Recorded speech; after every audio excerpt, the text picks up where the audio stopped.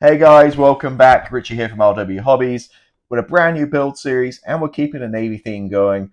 And we're going to build one of my favorite planes, an F-14. And you're right, you saw the thumbnail. We are doing a Tamiya 48 scale F-14B Tomcat.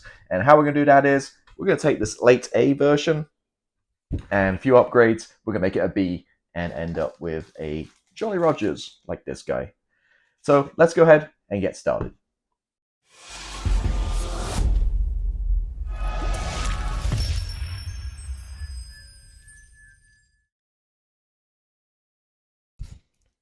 So here it is. We're using the 48 scale Tamiya F-14A, the late model version. This is how I'm getting my B.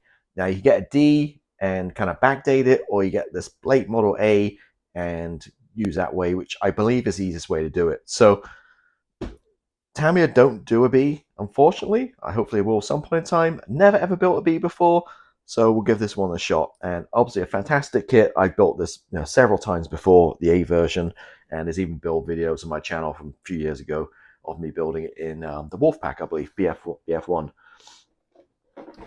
So open the box up, and we got a few little things just to get us across the line here to make it a B. Now, firstly, obviously the decals.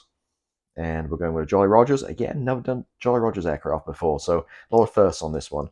And this is one we're going with, and I believe it was from 2003. Oh, sorry, 96 actually. With that all over kind of grey scheme, same color. So decals, any Tamiya kit for F-14, beautiful kits, but you need decals, and I'll tell you why. Because I can show you, identify on this one. I get some nice schemes in the box. But the problem is, the part here around the canopy, which is normally colored, which you want to probably paint yourself, the pilot names are part of that same decal. So you don't have separate pilot names. So if you paint yourself, you're not going to have the pilot names or the Rio name on the side here. So unfortunately, the way Tamiya do the decals, you pretty much need a aftermarket set, whether you're doing an A, B, or a D, or a late A. So gold plastic in here. Now, another thing to note is with this kit, the wings are out only. They're not back, and you can do them out and dirty. So I'm not decided yet, so wait till we get to that stage whether I'm going to use these wings and use them out, like on a catapult configuration. I could do like a mini diorama base, or if I just have a D-boxing in my stash, if I just take the wings out of the D and have them, in a part position back. Not decided yet, so we'll get to that stage, We'll make that decision when we get to that stage. Do have myself a late A Quinta Studios instrument set. As you follow us on the channel will know, this is one of my favorite things in modeling right now, to make cockpit sets using these guys. I just love using them. Nice detail. And this one's good because it has the square for the back, square screen, which we need for a B version. So let's talk about B. So I'm no expert on this, but talking to some people and online and getting some information. Basically, pull out instructions here. To get your B, you want to follow C in the instructions, which gives you the in the back of the Rio, you have the old A style round instrument panel, and this is a square one I was talking about in C and D. D's are the later ones. C, if you follow C through the instructions, you pretty much got your B. You load out, I believe, is going to be C1 in here. C, you have option 2, or option number. Oh, pages are very thick. There you go. Got C1. Or you have C2. C1 is probably what you want for the B as well. And there's a few other nuances between the getting this A plus to a B. A few little panels you need to fill in. A few other little things. Here and there we'll talk about when we get there. The main thing is the engines. The B has the D engines. So again, you can cannibalize them from a D kit, or you can reach out to Tamiya, try and get the parts, or just get aftermarket like I did. Tamiya kit, F-14D exhausts, and these are the exhausts and engines you need for a B version. And these are about $25, I believe. So resin engines, because the A engines are a lot different. I'll go through here, see if we find them real quick. There you go, you can see the A engines, exhausts, a lot different to the D. What else? That's really it as an introduction. So I'm going to go ahead and get started, and I'm going to start with weird place, but something I want to get done out of the way. And we're actually going to start with the exhausts. So we're going to open these resin exhausts, and we're going to get these built up, painted, and from there probably work on the cockpit tub. So this episode, exhausts, and we'll go ahead and get started. I'll get the desk cleared, and we'll get started. All right, so here we go. Here's the exhaust box. Eduard resin I'm going to use. There's tons of different aftermarket. Also, excuse my voice. It's kind of hard for me to talk. I getting a bit of a head cold and still jet lagged from being in a 12-hour time difference zone. So yeah, still finding it a little bit. So as I mentioned, D exhaust is what you want for a B version. Getting all confusing with these letters. And nice thing I noticed with this one is it comes with a mask set too. So rather than normally having to mask all this up, which I've done by hand in the past, you actually get a mask set for it. So I'm going to be very careful with this when I peel everything off, because I'm going to scan it in my computer. And then if I ever build one of these again in the future, any D engines, I now have the my Cricut machine. I can just print out the mask sets. So another thing, always keep these foam bits. These are absolutely awesome for masking, like sticking in wheel wells or intakes. High density foam, always very handy. Got some resin parts, got a mask set we talked about, and we've got some photo etch. So quite a lot of detail here. So there's a photo etch, some fan blades.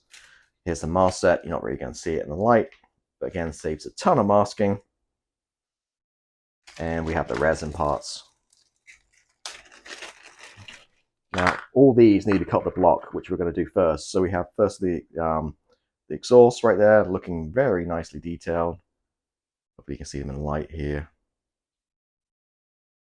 Move my light around here. There we go. You can see better there if I move my light.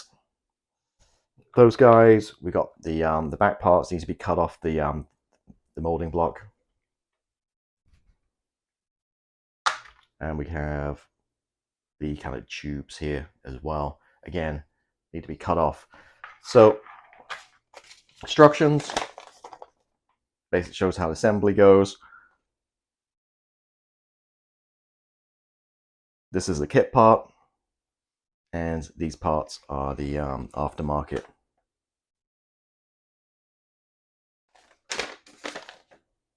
So what we're going to do first basically is cut them off the blocks.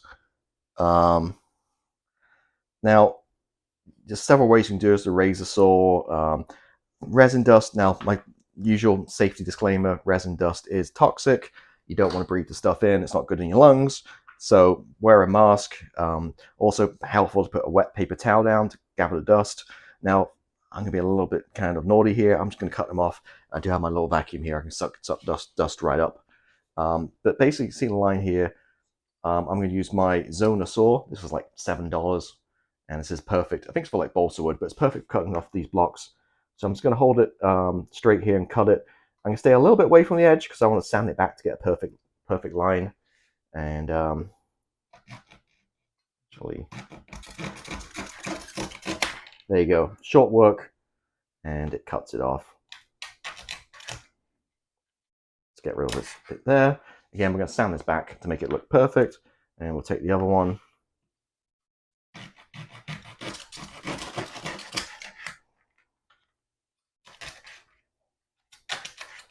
Okay, kind of hacking away there. And these guys too.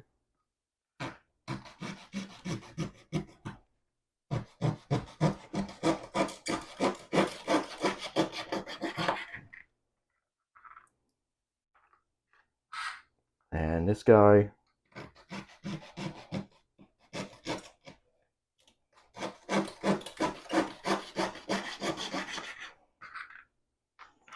No problem at all. And then these ones, see, it's very thin.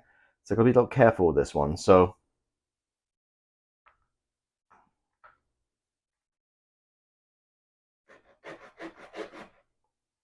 I'm just going to go slow and make sure I'm getting straight. I don't want to break the parts.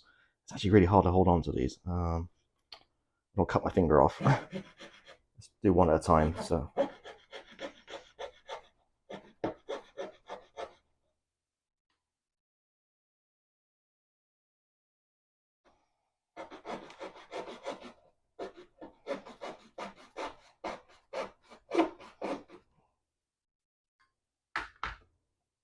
Okay, you can see what I'm doing here. I'm just going to turn it around to the other side. Very, very tricky with the camera right away here. I might need to do this off camera, but let me see what I'm doing here. Really need like a vice or something to hold these. Okay, so I'm going to cut these off camera because otherwise I can cut my finger or whatever. I need to concentrate. I'll get these cut off. We'll clean this mess up right now. Get this horrible dust away. And then be right back. Alright, so we've got a wet looking mat because I did wipe everything down with a paper towel, get rid of all that horrible dust, and I did take these inside the house and wash them, all the resin parts, all the dust off, also clean them up a little bit. So a few things to note here. So they have some tabs, but they don't really necessarily fit. So there's a little tab there. I just took my seam scrape here and just removed it, and that allows it then to kind of click in the back here, because otherwise, it wouldn't fit in the back. So that works that way, and with a little bit of pressure and just work it around a little bit, it does click in the back here. I don't want to do it right now, but anyway, so did that. Also, this is for the Tamiya kit, but the instructions don't quite make sense. There's a lip around the bottom, so I had to sand off the lip to make it flush, and then now it just sticks on the end here, and it's going to be fine. But that lip, again, it wouldn't really fit anywhere. So that was weird. Also, this bit here, this little lip here, little tab where my finger is, you got to just take some sprue cutters and just cut that off and remove it, and then give it a quick sand.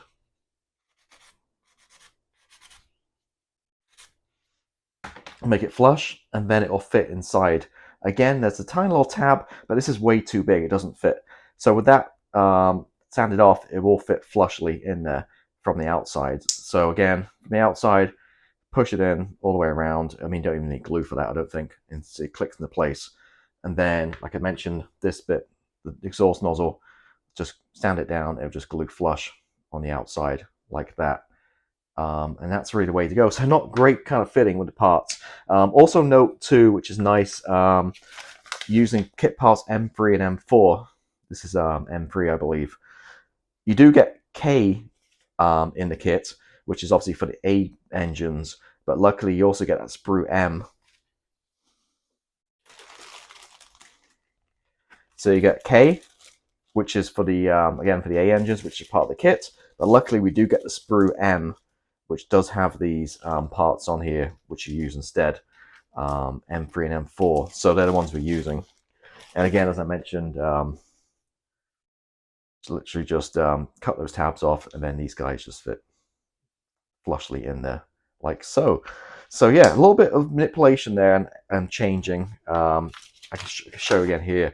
See on the instructions, there's that tab, and there's like a lip that goes around. For me, there's no way that would fit inside there. So I, again, just sanded it down, and so it fits flush on there. No problems at all. So next up, really, again, washed them all, cleaned all the parts, cleaned them out here, washed my sanding sticks and stuff, get the horrible dust away. So now I'm just going to cut the bits of photo etch off and stick them onto the back plates here. And then we're ready to get priming and painting per the instructions. All right, so we made a start with the painting here, and the colors are identified on the instructions. So basically started painting, I primed everything black and then primed the center of these guys white of the exhaust. Now, as you can see there, next step will be to mask up and paint the smaller lines, smaller areas there, dark gray. Need to check my reference material because I'm thinking that maybe more of a jet exhaust color. And then obviously around the side here, we've got a mixture here of chrome silver and super gold and super titanium. I'll probably just look at the Tamiya instructions for the D and go with their colors for the outside, rather than go Eduard's mixes. Fan blades went on no problem at all. Dark iron, and then the top ones were aircraft gray. And these guys were just painted the insides white as well. So once these are dried, they can go on top like that. And then a lot more painting going on with these. Obviously got to paint the inside stripes, I mentioned, mask the center off, and then paint the outside. Got little masks to help us there. So yeah, coming along nicely. So I'm going to go ahead. Well, it's getting late now this evening, so I'll let these dry overnight, come back in the morning, and carry on with the painting. Okay, so it's the following morning and making some progress here. So I'm going to show you where I'm at. So I've got the nozzles painted up. So 2 of these guys, and got the tube that kind of goes behind it here, painted too, masked up, ready for the fuselage color. Now, per my instructions here, the whole thing is painted in FS16440, which is guns 315. So I'll give that a shot. I'm not sure if that's totally accurate or not. This is FS16440 315. It does look a little bit lighter, but again, you weather these things up so much, I don't think the color makes too much difference. So that's going to be masked up for the fuselage color on these two. You can see there inside. Well, maybe not. It's hard with the light. You need like a flashlight or something. There we go. You can see the photo etch or fan blades inside. These things were absolutely great. This mask set you get, and again, like I mentioned before, I'm just going to save this and get this scanned in my computer, because future any F-14Ds, this is definitely a time saver. Awesome little sheet here, and you basically paint the whole thing. So run through some colors. I use Dura Aluminium or Dura Aluminum. This bottle's done now. I've had this bottle years. It's finished for the main color. Rather than do that crazy mix for Tamiya paints, and I used LP20, which is light gunmetal, for the darker parts. Again, take my colors with a pinch of salt. I don't build 100% for accuracy, and I'm colorblind as well. So there we go. So inside, the darker kind of like stripes inside there, I just used exhaust soot from MRP, which is very almost like a wash. It's very thin. Just kind of ran it down there to create that kind of effect. What else? These guys painted them. They have a decal for it, which obviously comes in the D kit. It looked like this kind of carbon fibery, kind of dark irony kind of color. I happen to have this in my stash, my paint stash. This is old Monomaster paint, lacquer paint. Unfortunately, it's all been stained. I have no idea what color it is. I think it's gunmetal, to be honest with you. I think it says. But yeah, this color, I kind of like this look of it and the effect. It's a buffable paint as well. So anyway, some kind of like dark iron kind of color I recommend for that. And yeah, again, we're using the M, not the K pieces out of the kit of the late A. Because the it says here M, which actually doesn't look like this. I mean, it looks more like the K pieces, to be honest with you, on the graphic there. But anyway, we're going with this one. We'll get those sprayed up. Actually, now I'm thinking about it. See, those ones are slightly different. See that this sprue K matches what it says at M, the graphic wise. But anyway, I'm going with this one, M, because that is on the sprue for the D version. I did check the D instructions as well. Actually, now I say it, I have them right here in front of me, and it is, M. So yeah, so that's where we're at, catch up to speed. So what I'm going to do is I'm going to spray these parts, the fuselage color, the gray, somewhere along the line we need to get like a little silver band around the edge. And I'll add a little bit of weathering to these too. I think just a little bit of exhaust, jet exhaust from Alclad, just misted on the end, just to kind of weather these up a little bit. And that's the game plan. So yeah, a lot of work going in. That's why I like to get this stuff done first or out of the way, because you know, when you get towards the end of the build, sometimes it's a little bit of a mojo sucker to kind of get these detailed parts done. So these and the ordnance, I always like to get done first, where possible. But okay, let me go ahead and get working on these, and we'll come back and kind of show you the finished result.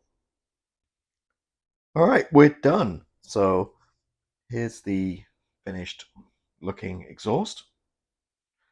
And as you can see, a little heat staining around the end. Usual how I do all my builds, basically very light pressure and misting of Alclad jet exhaust, and then the hot metal red and hot metal blue. Now very, very light with this, not hose it on, just very light misting, and you get the kind of effect which I was looking for. So yeah, very happy how these guys have turned out. A lot of work. You know, it kind of like building a Tamiya motorcycle, to be honest with you. And I say that because painting all these different areas, different metallics, and a lot of painting and airbrush changes and color changes, that kind of stuff. very akin to making a Tamiya motorcycle, but a lot of work. Glad we got these out of the way to start with, not left these later in the build. And I did glue these on with some white PVA glue, not super glue, just because I wanted to make sure there's nowhere really, because we sand it down to really attach it. So I really wanted some time to work around, move these things around and get them dead center. So that's why I used white PVA glue and let them dry for a couple of hours. And there we go. We are done with the 2 exhausts and looking very fine indeed. So that's going to wrap up this week's video, and I'll be back next time. Thinking probably maybe ordnance, if not maybe cockpit tub, but you'll find out, I guess, in a couple of weeks once the next video goes up. Thank you for watching as always. If you haven't done so already, please hit the subscribe button. It really helps my channel out, and I'll catch you next time. Goodbye.